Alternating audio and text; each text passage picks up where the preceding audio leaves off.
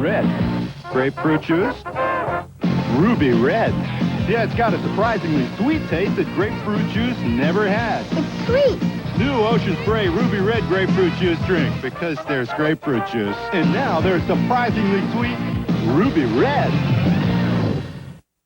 If your next appliance purchase is going to be a washer or dryer, remember these two names, Whirlpool and Smiths. Whirlpool appliances are so well built, you don't have to be concerned about them. From the dependable and durable components inside to the convenient and timely touches outside, Smiths offers you low prices on a large selection of Whirlpool products, as well as long-term deferred financing and next-day delivery.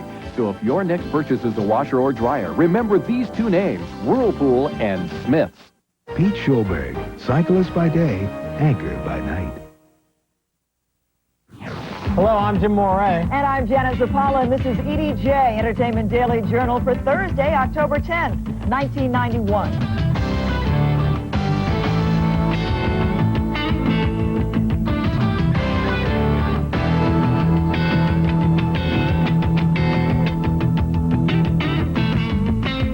On this E.D.J., Christo's umbrellas get mixed reviews. I think it's a great idea. I just don't understand this art. Glitzy illusion clashes with grim reality on a movie set in Mexico. It does make you feel a little peculiar because, I mean, there's like a 3-story house that's been built and then we blow it up.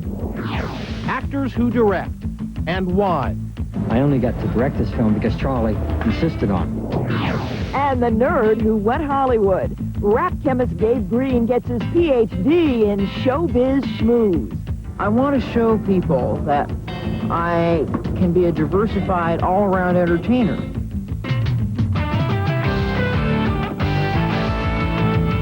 Someone in Chicago is giving clowns a bad name.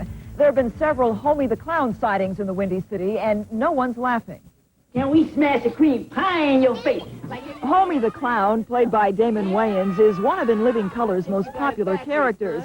He's an abusive, antisocial clown with a serious attitude. That's why Homie don't play that. But a group of Chicago school children say a Homie look-alike has been stalking their schoolyards.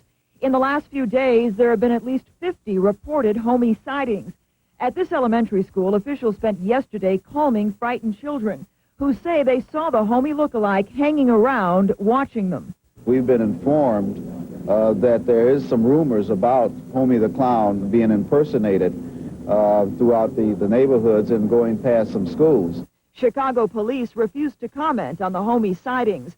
They say at this point they're just rumors. And while Chicago police insist the Homie sightings are not that serious, one performer isn't so sure. A professional clown named Foyjoy was on his way to a charity event on Monday when he was pulled over by police, who then followed him to his gig. A videotape from an automatic security camera could get TV's Pee Wee Herman off the hook. Paul Rubens, who plays the wacky character, was arrested in Florida in July and charged with indecent exposure inside an adult movie theater. Rubens' publicist says a time-coded security tape shows Rubens was in the lobby at the time police say he was inside the auditorium committing the crime. Rubens' lawyers showed the tape to prosecutors on Monday and say they hope to settle the case without having to make it public. But prosecutors say the tape doesn't change anything. They are pressing ahead with the case. $26 million can buy a lot of things, right? Well, for example, 345 average American homes or 1,430 college educations. But if you're a Bulgarian artist named Christo, you see the world in less practical terms. Christo spent his $26 million on umbrellas, 3,100 of them. Mark Bailey has the story. The man who surrounded islands in Key Biscayne and built a 90-mile nylon fence in Northern California is at it again. Tuesday morning, yellow umbrellas began popping up all along Interstate 5, about an hour north of Los Angeles. 1,760 umbrellas in the U.S. and 1,340 in Japan make up the Umbrellas Joint Project for Japan and USA. I think it would have been great if I had thought of this first. I think it's crazy. I don't know, anybody who puts colors around islands and stuff, the guy's not all upstairs, I think. Christo pays the entire cost of these giant projects through the sale of paintings and other related artworks, all produced by his own hand.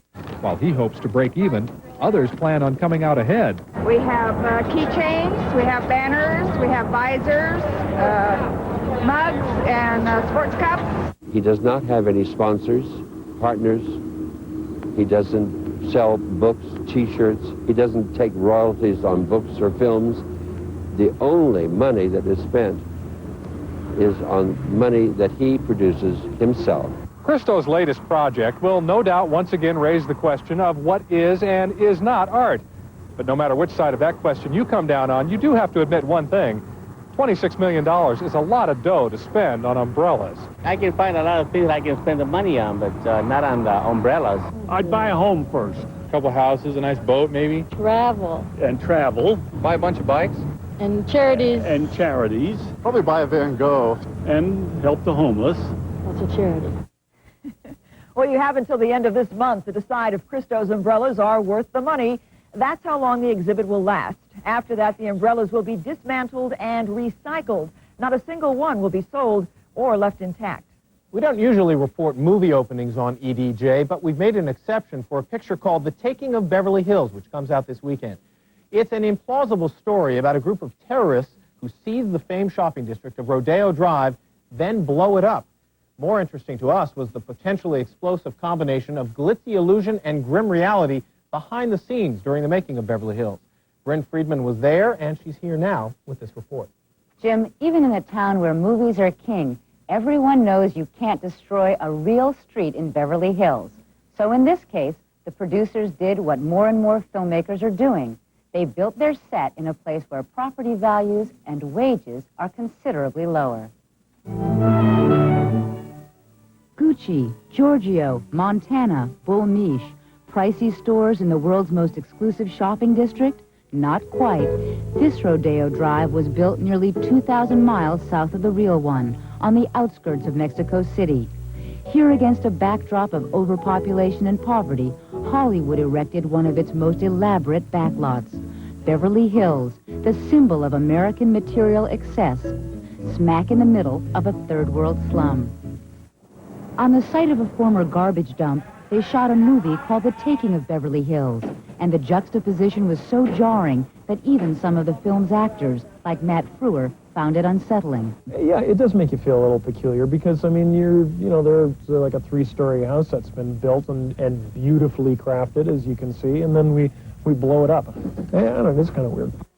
Weirder still, the construction was done by Mexican carpenters and masons whose lives are far removed from the pampered patrons of Rodeo Drive. And yet the illusion they created was so perfectly executed, it was difficult for the trained eye to tell the difference between this Bijan and this one, this Hermes and the real thing, this Van Cleef & Arpels and the shop in Beverly Hills. But it's not until you walk up to one of these trees and find that you're not exactly knocking on wood that you realize what a carefully crafted deception this is, designed to cheat the eye and the bottom line. We couldn't afford to build this set in our residential streets in the United States. It would be like $15 million or more. That's exactly why filmmakers shot south of the border, to save money. In Mexico, the set cost less than $3 million, most of the savings in labor. We got a group of 16 men here for $3,300 a week. That's less than $210 per person for a work week approaching 60 hours. In the U.S., these same workers would make 5 times that. But for carpenters like Mario Torres, it was welcome employment. I'm happy to work on an American movie. The people are creative and we are well paid. And Mario was not upset that his handiwork would be destroyed. He knew that this was an action film, full of car chases and shootouts. And when the filming was over, this Beverly Hills would look more like Beirut. There's satisfaction in blowing up all these stores. I don't know why. I don't know what it is. I have nothing against these stores. I have nothing against Rodeo Drive. But my God, I love it. But Fury's sentiment was not shared by the dozens of people who each night pressed up against the chain-link fence that separated Hollywood illusion from Mexican reality. I have never seen anything so spectacular, so expensive. It is a shame they have to destroy it. They should leave it. They didn't. And while most Mexicans appreciated the money and the magic the movie brought, social critic Patricia Kelly says neither lasted long enough to make a difference. How ironic to bring these fantastic sets to this lost city where there are so many poor people, and to show them for a few minutes a different life and then take it away. But they can't take away the reality. No, like movies themselves, this provided only a brief escape before reality came crashing down and reduced this rodeo drive to rubble. Beverly Hills, Mexico may be long gone, but the illusion and the memory remain. Even with its low-cost location, the taking of Beverly Hills came with a price tag of about $23 million. That would buy 20 movies in Mexico or 20 days shopping on Rodeo Drive. But only if there's a sale. Coming up next, it's Hollywood's latest trend. I want to direct. I've always wanted to direct. But is it just throwing Rover a bone?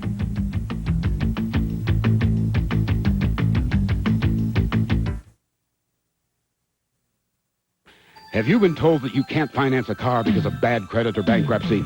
Well, the financing experts at Gresham Toyota have been helping people just like you get into the car or truck they really want.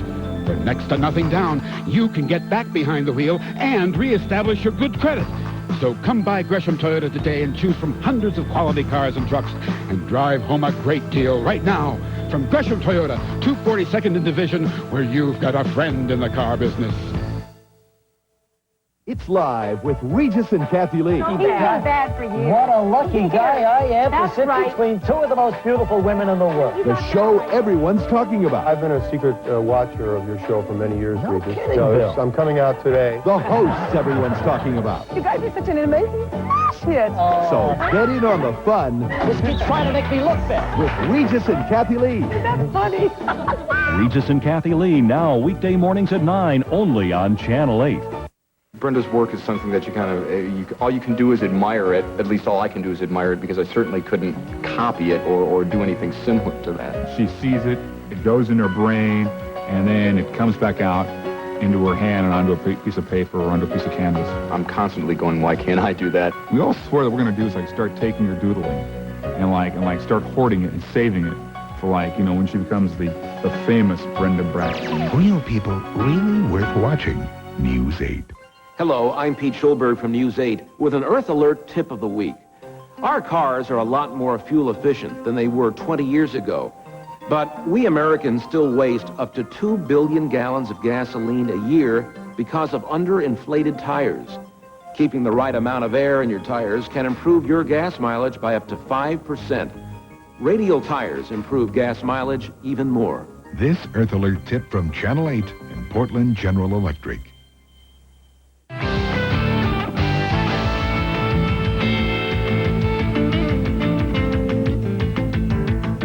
They tell a joke in Hollywood that goes like this.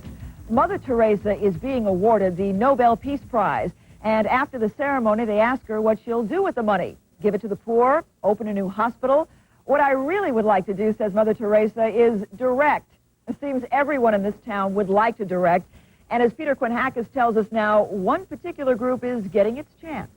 Well, Janet, stars in front of the camera are getting their chance to control what happens behind it. For better or worse, there are more actors directing movies now than ever before. Hey, how about if we just say, see you tomorrow? Hollywood's big stars. They've got all the great roles and all the big money, but what do they really want?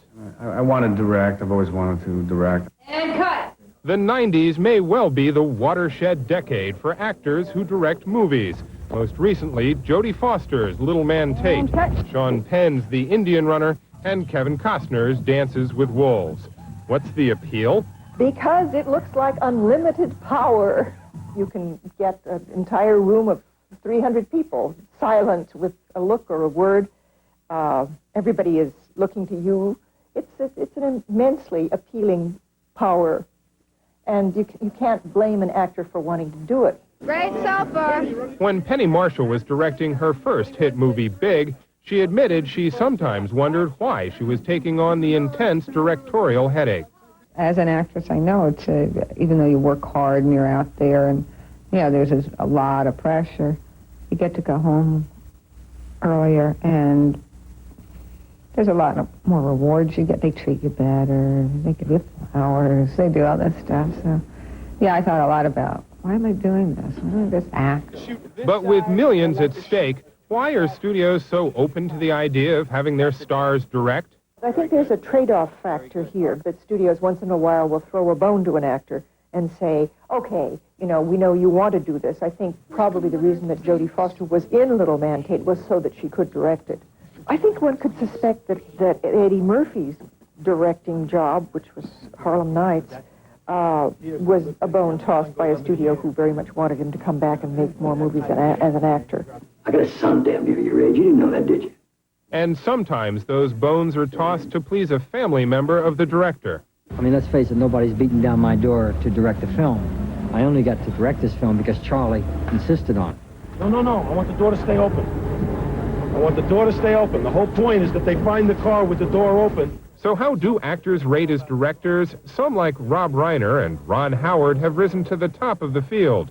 Others rank closer to the bottom. I said this sucks. I think Emilio Estevez's Men at Work is case in point, that somebody cannot simply do it because they wish to do it. The problem happens when you have an actor who gets too far behind the other actors, an actor-director, who gets too far behind the other actors. And from where they sit, it just looks wonderful. And they've lost track of the fact that it either needed holding down or it needed clarifying. Jodie Foster says she was wary of the first-time director pitfalls while making Little Man Tate. They either get, they so don't know what they want that people just walk all over them, and nobody really knows what the film's about because they haven't figured out what the film's about. Or B, that they are so overly prepared and they're so fascistic about what they want that they sit in their hotel room and make every decision. And decisions on movie sets should not be made in a hotel room. When I wave, that's when you guys will go. Critics point to Costner's Dances with Wolves as a classic example of the first-time director mistake of falling in love with the footage and an inability to cut a film down to size. You could take 20% out of Dances with Wolves and still have a pretty interesting film with all the points he wanted to make. If there is a universal good quality to actor-directors, it is their ability to bring out the best in the players. There's a kindness to actor-directors who know what's going on inside that other actor's head. I should do one more without the nod, just the... I mean, you can see that is a man who loves actors, but who does not let them go way, way over the top. Because that performance of Kathy Bates in Misery was just right. And one thing actor-directors do get is a strong sense of how they themselves may have hampered past directors. Having directed a movie, I did want to get on the phone and call every director I'd ever worked with and apologize for any seconds I might have eaten up doing anything other than saying that words. And there was not one thing that a director ever did to me that I hated that I didn't do to every actor in this movie. Who's waiting in the actor-director wings? Look for Prince of Tides, Barbra Streisand's second directorial effort this Christmas. And Robert De Niro is expected to fulfill his dream of directing by shooting A Bronx Tale for Universal sometime in the near future. Okay, Peter, cut. Take two. Now push in just a little bit, please. Music under. Coming up next on E.D.J, roll tape, take tape. Academia was never like this. Yo, my name's Dry Ice, but if it's okay with you, I'd like to be known as CO2. What rap hath wrought when we continue. Fade to black. Have you been told that you can't finance a car because of bad credit or bankruptcy? Well, the financing experts at Gresham Toyota have been helping people just like you get into the car or truck they really want. For next to nothing down, you can get back behind the wheel and reestablish your good credit. So come by Gresham Toyota today and choose from hundreds of quality cars and trucks and drive home a great deal right now from Gresham Toyota, 242nd in Division, where you've got a friend in the car business. I left my heart. For 40 years, he's sung of love, inspiring romance everywhere he goes. In San Francisco. And I would like to ask you today if you will marry me. High on a hill. Fall in love again with the one and only Tony Bennett on The Next Sally. Tomorrow at 4.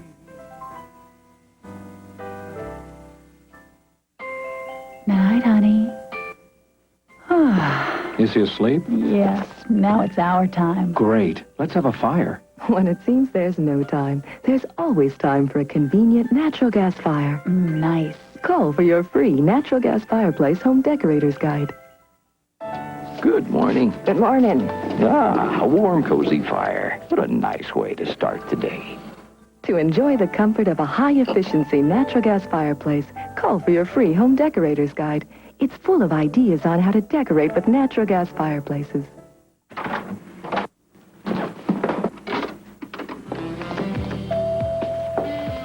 Hi, Mike. Come on in. Thanks, Kim. Hey, nice fire. Ready when the mood strikes you. As easy as flipping a switch. Discover how a high-efficiency natural gas fireplace can enhance the beauty of your home. Call 1-800-253-8300 for your free decorator's guide.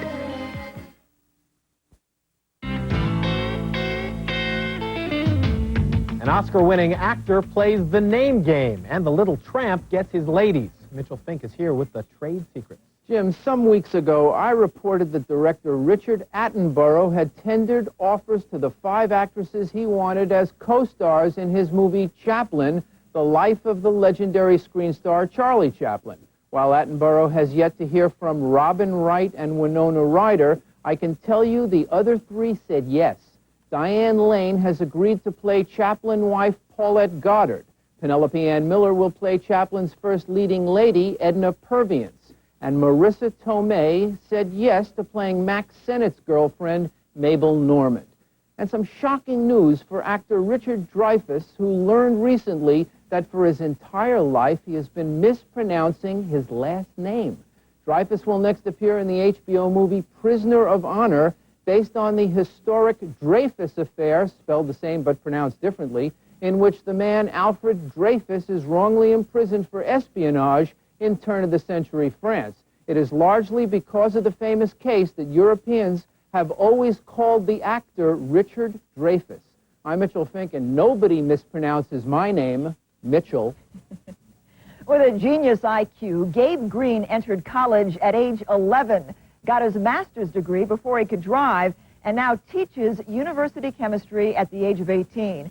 But Green isn't satisfied being just another Einstein. He wants to be another Hammer. When graduate teaching assistant Gabe Green lectures, UCLA chemistry students arrive early to get a good seat. If they don't want to be on TV, they sit in the back. You see, Gabe Green is no ordinary boy genius. His friends call him Dry Ice. Yo, my name's Dry Ice, but if it's okay with you, I'd like to be known as CO2. Please ignore the fact that I'm fluoride, or that I'm whiter than sodium chloride. I'm not here to rap about war or pollution. I'm talking electrophilic aromatic substitution. Last fall, Green was planning a future that included working on a cure for AIDS, the kind of thing that leads to a Nobel Prize. Now, Green is thinking more along the lines of a Grammy. The world's youngest old-timer, Gabe Green! Comedian Joe Piscopo heard about the famous rapping chemist and asked Green to appear on his HBO special. To Piscopo's surprise, Gabe's repertoire wasn't confined to rap. Her name was Kitty from Kansas City. Sure was a pity she wasn't pretty. A lot of the media coverage has been chemistry rapper Gabe Green. I don't like this sort of categorization. I want to show people that I can be a diversified, all-around entertainer, and that's what I intend to do. Well, how are you going to keep them in the lab once they've seen the bright lights of Hollywood? The HBO appearance opened up the media floodgates. Suddenly, everyone wants a piece of Gabe Green. It's Kansas City Kitty for me. It's Kansas City Kitty for me. Green hired a manager to field a ton of offers. The William Morris agency wants him. He rarely has a moment to himself now that he's expected to meet with producers and directors, all hoping to catch hold of his rising star. Even those who didn't excel in science class will recognize a high school chemistry lab, right? Wrong. This is a movie set, and Gabe Green, the chemist, is now Gabe Green, the movie star. Quiet, rolling. Mark. In an example of Hollywood originality, Green plays a nerdy genius who just happens to be into rap music. It's just another peptide hormone. You know this stuff. More films are being discussed. Records are in the works. And Gabe Green no longer has plans to pursue his Ph.D. The world may have lost a potential Einstein in exchange for this. I'm in the seventh heaven, having a heck of a time. You think he'd like to direct as well? Gabe Green could well be the next Urkel. Warner Brothers is interested in utilizing his talents as a rap chemist in some future TV show. Coming up, the mother of all movie special effects get their day in court.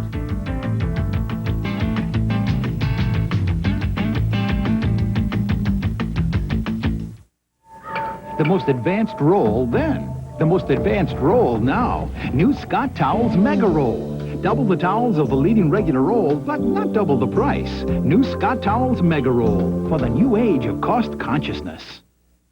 The fastest way to figure savings then. The fastest way to figure savings now. New Scott Towels Mega Roll. Double the towels of the leading regular roll, but not double the price.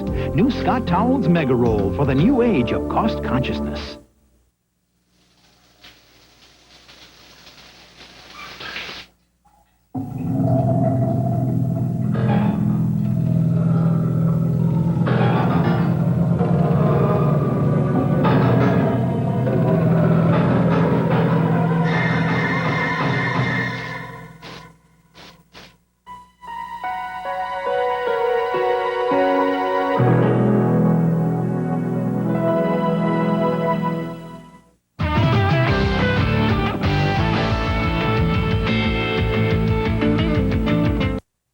If I didn't have a great relationship with the factory, I couldn't get the cars I get now in volume.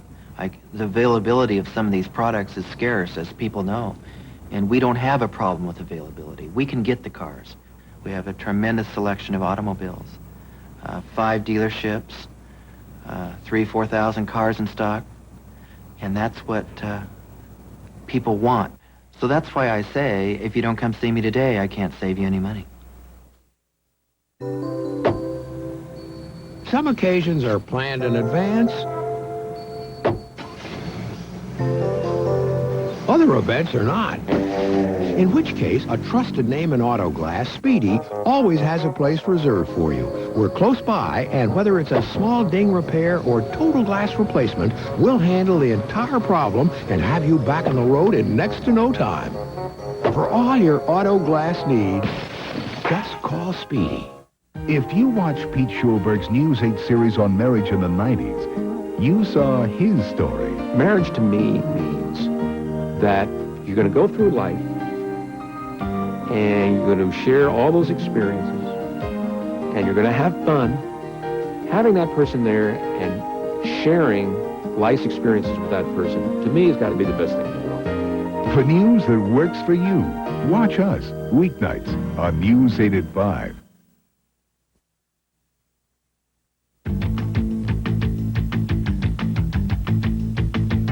And finally, the case of the gargantuan Gazoombas has at last been settled. Last month, we told you about the dispute between a movie producer and a special effects company over a pair of rather large breasts to be used for an adult film.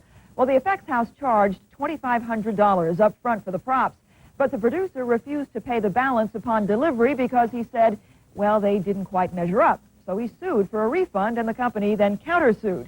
Well, the big case wound up in small claims where a judge ruled yesterday in favor of the Mammoth Mammary manufacturer, ordering the producer to pay up. And the judge also blasted both parties for wasting the court's time. Mammoth Mammary manufacturer. Try saying that 3 times fast. Let's not say we did. Okay. I'm Janet Zappala. I'm Jim Moray.